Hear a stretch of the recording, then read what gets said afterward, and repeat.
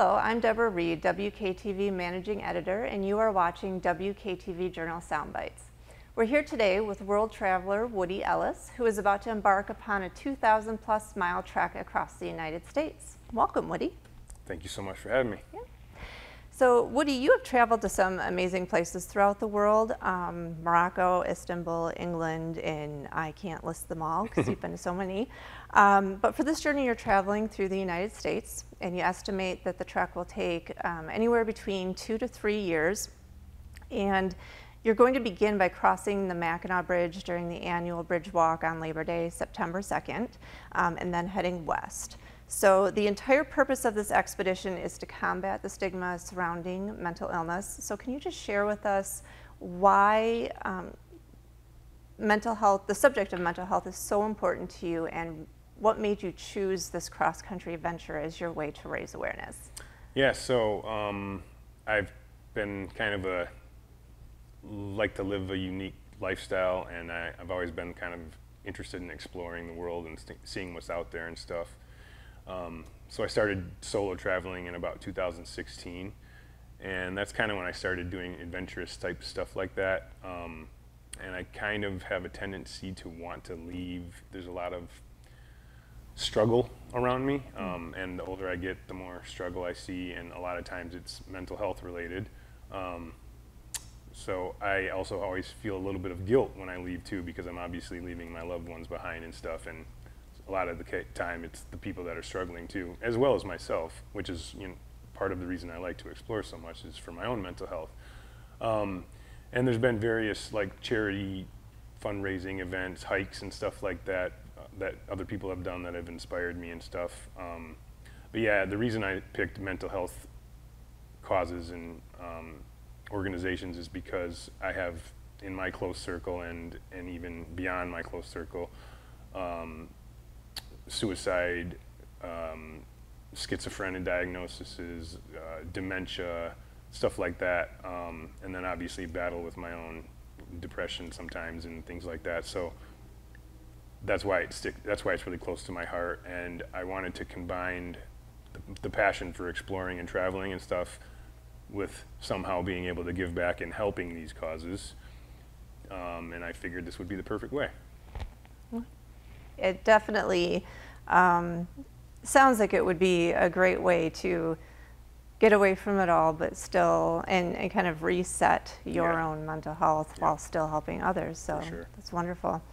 And you've given your name, the name of the trip, Woody Walks, and you have a website where people can find the projected Woody Walks route, sponsor your journey, donate to various charities. People can also sign up to host you or to walk with you for a day to raise awareness for the charity of their choice. So tell us about these opportunities that people can be personally involved in Woody Walks. Yeah, so there's multiple ways. One is just hosting me along the way, because I'm going to be hammock camping the entire time, and I'm always going to be looking for a safe place to camp. So maybe if people are aware that I'm going to be in their area ahead of time, they can offer a couple trees for me to hang my hammock in for a night or two, or maybe potentially offer to share a meal. Whether I like the idea of giving something in exchange, so maybe I can cook a meal for them in their home in exchange for a couple trees to hang in, or maybe work on a farm or do dishes in a diner, things like that. Just because it all kind of relates to trying to spread joy and smiles and share experiences and conversations and talk about some of these illnesses and ailments that people struggle with. So I'm going to constantly be trying to manifest connections with people and with strangers and stuff. But a big way they can help is the hosting, and then also I'm inviting people to join me for the hike, because another thing about solo traveling is it can be pretty lonely sometimes, which obviously plays into the whole mental health thing. So I'm basically going to be begging people wherever I go to join me as much as they can, especially friends and family. And they can join me for as long as they're available to. I know people have work schedules and stuff, so anywhere from a day to a week to a month if they can. And for the time that they're with me, we'll focus solely on the charity of their choice. We'll put their charity on my website and everything like that. So. Oh, that's wonderful. Yeah. All right. And having traveled around the world so many times, you're obviously no stranger to packing. and also planning. So what do you plan to take with you on this journey, and how do you plan to carry it all? So I did a similar hike like this when I was in Turkey. It's called the Lyson Way. There's a trail on the southern coast of Turkey. It usually takes people about a month, and I attempted to do a similar charity hike. It was structured a little different, and I just had way too much stuff in my backpack, and I ended up injuring myself and having to get off the trail after about a week.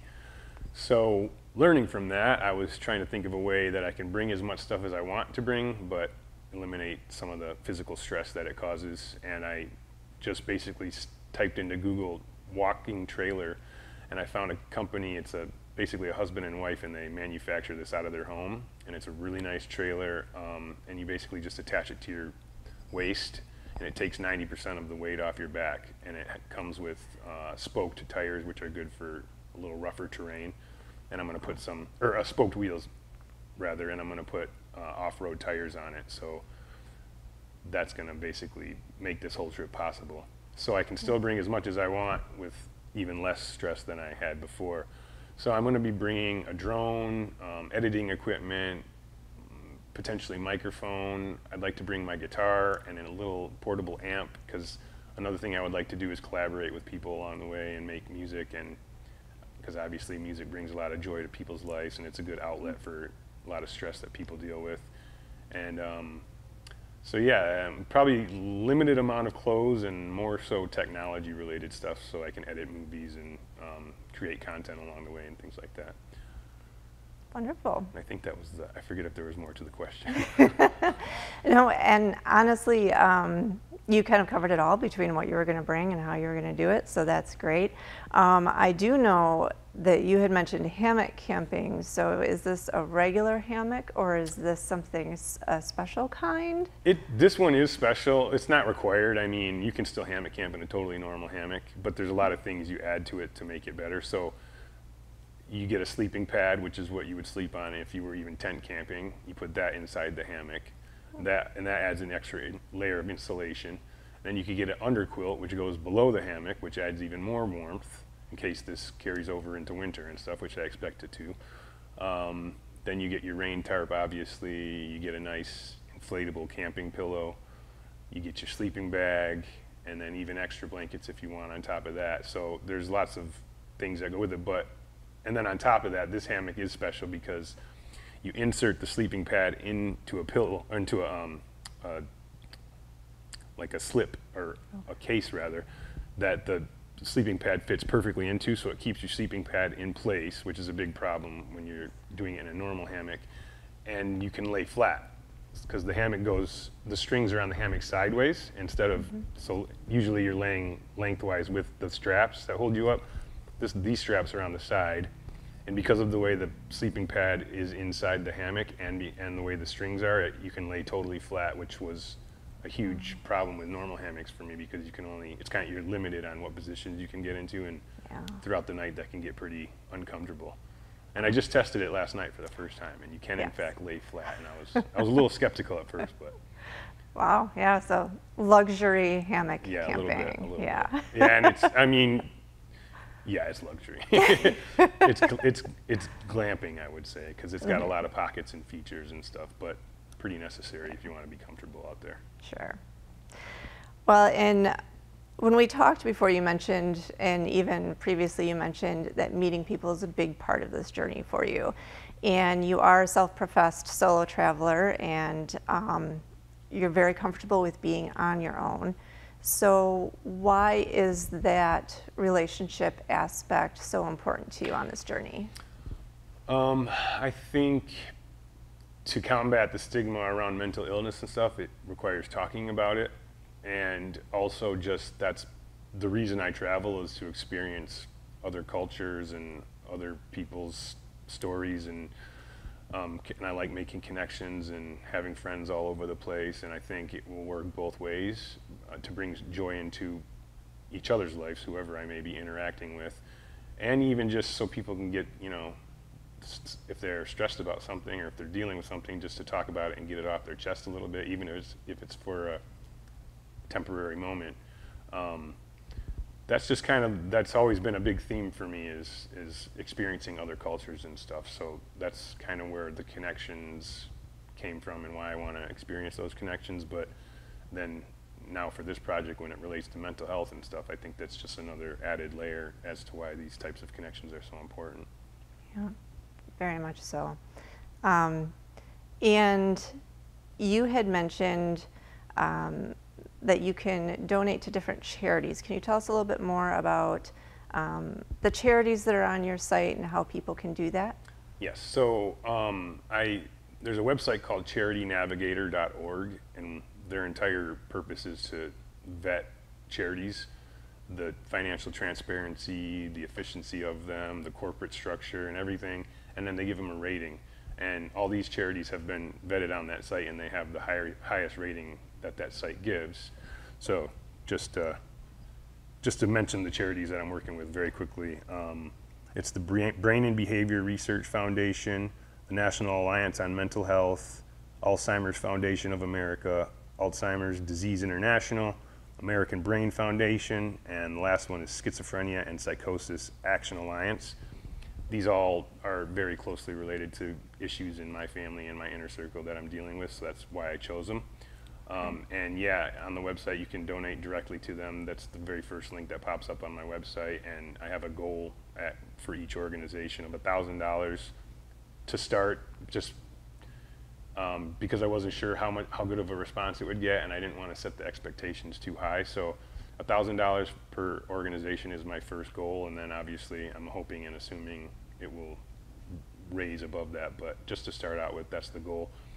And each organization gave me my own URL, so anytime a donation is made through the links that I share on my website, it tracks the goals, and so the goal will be shared live with everyone that's viewing, and so that's how you can donate directly to those organizations. Okay. And you had mentioned that you would focus on the charities of anyone who chooses to walk with you while they're walking with you. So does it need to be one of the charities that you have listed on your site? Nope, it will be, I'm going to encourage them to choose one that's not actually on the website, just because I'd like to get as many charities involved as possible and potentially learn about some that I wouldn't necessarily know about otherwise. So anything they pick, we will vet through that website, just because a lot of people don't know about these websites, and a lot of people just assume charities are doing what good, and a lot of times it's not the case. And so I think this website deserves its own attention for the job that it does. So basically, any charity they want and choose and is vetted and is actually worth helping out, we'll do that. So we'll take down all the ones that I have on my website, and for the time that they're with me, we'll focus solely on their charity. That's really nice. Yeah. And so I can't help but notice that you have some tattoos, artwork. I do. Are any of those kind of related to your journey or some of the struggles that you've had, or important to you? And so obviously they would be important to you for some reason. But yeah. So this one in particular is from Morocco. I spent 3 months in Morocco, and the place I stayed was a apartment, we'll say, but it's hand built from the ground up with stone, and it was on the property of the host, so we shared the same backyard, but we each had our own unit. And I had a dog that I was traveling with at the time that I rescued in a small town called Tamrat, and I got its vaccines and everything, and I was living with it for 3 months in this spot, and he had a dog, and the dogs got along really well, and he would daily knock on my door and present something, a bag of freshly made bread. That was that was daily, no matter what. And then on top of that, he harvested all his own food and hunted all his own food. So he would catch fish from the ocean. It was a beach town in a place called Sidi Kauki, and I was in other places in Morocco too. But the reason I got this is because it's a dish called tagine, and this like top quarter part, they basically put it over an open fire and slow cook it, and this top quarter part comes off. So they spend a few hours cooking that, and then they take the top off, and it's usually a community meal, and you use the bread, and you just basically pinch the food out of the pot, and he would when he realized that I didn't really know how to like clean the game that he would bring over and stuff, I'd be like, this is incredible, but I honestly don't even know like what to do, cleaning fish, things like that.